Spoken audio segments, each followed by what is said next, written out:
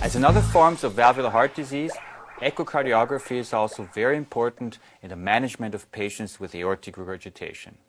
You will see how important it is to follow these patients closely and to decide either whether or not patients should be operated, and also to determine when the right time of operation has come. So the key point in the management of these patients is to operate them before irreversible myocardial damage has occurred. So keep that in mind when you monitor these patients. Symptoms usually occur when diastolic dysfunction occurs. In other words, when left atrial filling pressure rises, this is when they become symptomatic.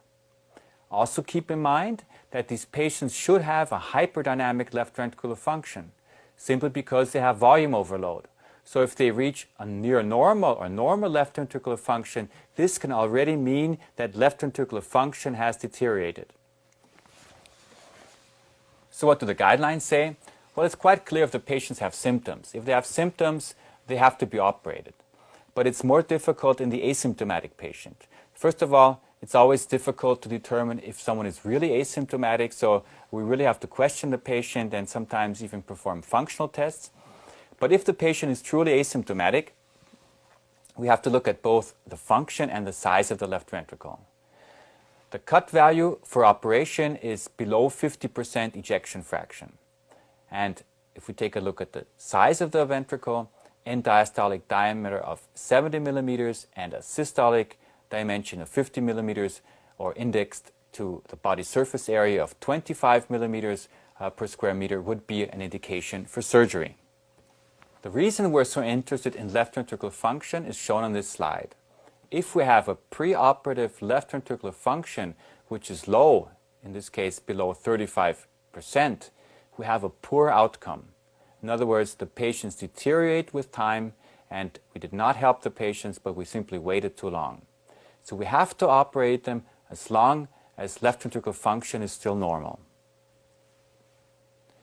One thing which is very important to keep in mind in patients with aortic regurgitation, and one thing which is different than in patients with mitral regurgitation, is the fact that they have an elevated afterload.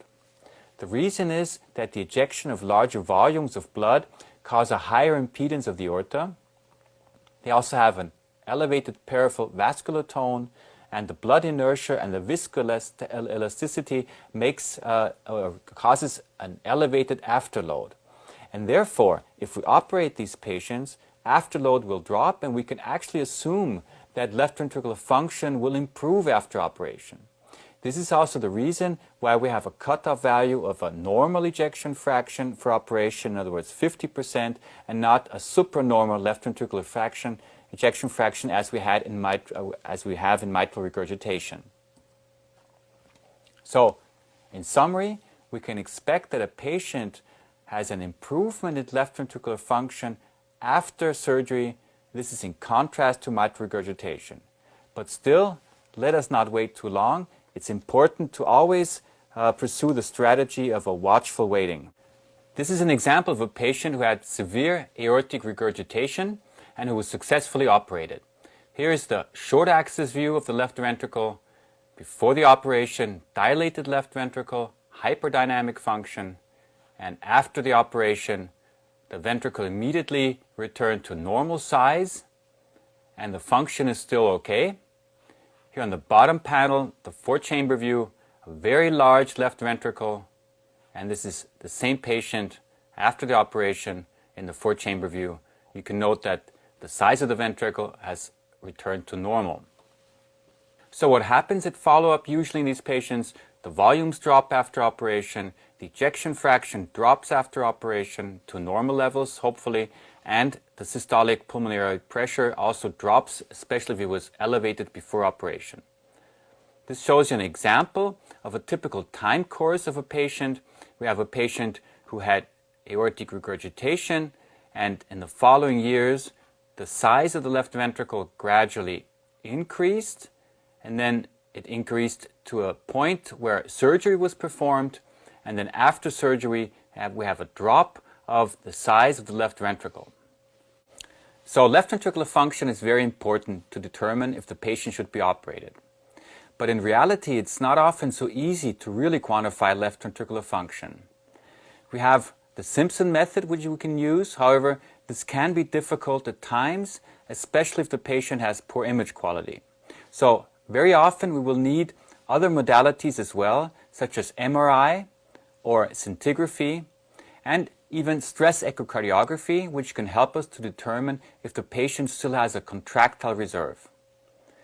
Another way of looking at left ventricular function is strain and strain rate imaging, which is a way of looking at the deformation of the left ventricle. The importance of strain and strain rate will be discussed in the chapter on newer technologies. But what do we do in patients who have a very poor left ventricular function? We know that these patients have an increased operative risk and that these patients might not benefit from aortic valve replacement. So if the ejection fraction drops to a value below 30 to 35%, we have to consider heart transplantation. Still, the decision is sometimes very difficult to make, and we will often need other modalities, again, for example, stress echocardiography to test what the contractile reserve is. If patients have an indication for heart surgery for other reasons, for example, CABG or aortic aneurysm or mitral valve operation, then we have to be more liberal with respect to if we should also perform aortic valve replacement.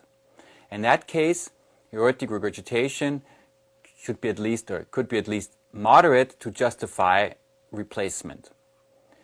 In these instances, we always have to consider the age of the patient, because if the patient is young, he will still expect to suffer from the sequels of regurgitation.